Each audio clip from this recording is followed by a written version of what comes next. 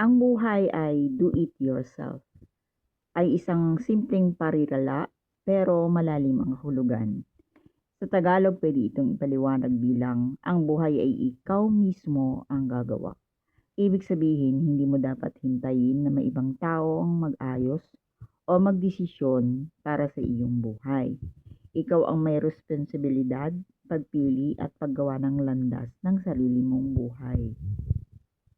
Ang buhay ay parang isang blankong papel. Ikaw ang may hawak ng lapis. Kung ano ang iguguhit mo, iyon ang magiging kwento ng iyong buhay. Hindi laging may tutulong, hindi laging may gagabay. Minsan, kailangan mong tumayo, mag-isip, at gumawa ng paraan kahit mahirap.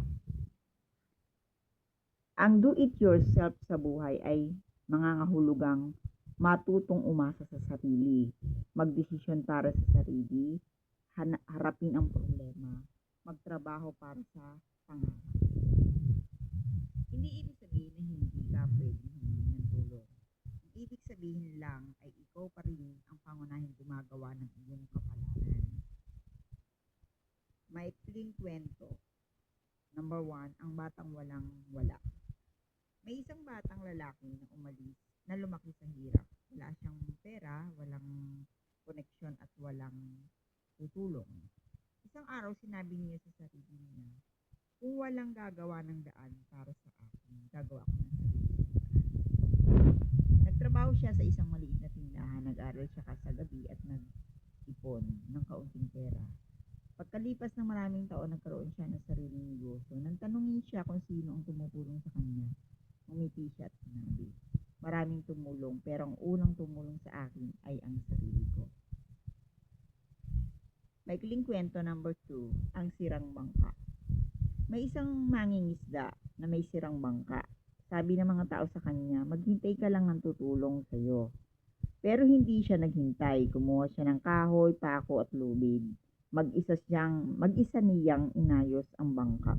Hindi perpekto ang pagkakaayos, pero lumutang ang bangka sa dagat. Habang papalayo siya sa pampang, sinabi niya, hindi kailangan perpekto ang simula. Ang mahalaga, ikaw ang gumagawa ng paraan. Maikling kwento number 3, ang binhi. Ang buhay ay isang binhi. Kung itatanim mo ito, didiligan at aalagaan, lalago ito. Pero kung hihintayin mo lang na may ibang magtatanim para sa iyo, baka walang tumulong o walang tumulo at tumubo.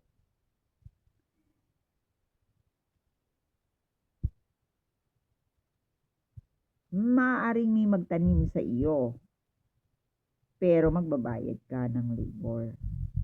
Kaya ang sikreto ng buhay ay simple lang. Ikaw ang magsisimula, ikaw ang gagalaw, ikaw ang gagawa. Dahil sa huli, totoo ang kasabihang life is do it yourself. Ang buhay ay proyekto mo, ikaw ang gagawa nito.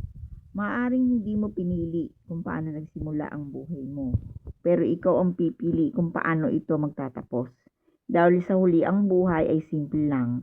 Life is do it yourself. Ang buhay ay ikaw mismo ang gagawa.